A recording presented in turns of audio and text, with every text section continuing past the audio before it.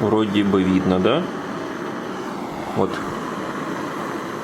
Вот это надо убрать. Вот всего лишь вот эту вот масляную пленочку.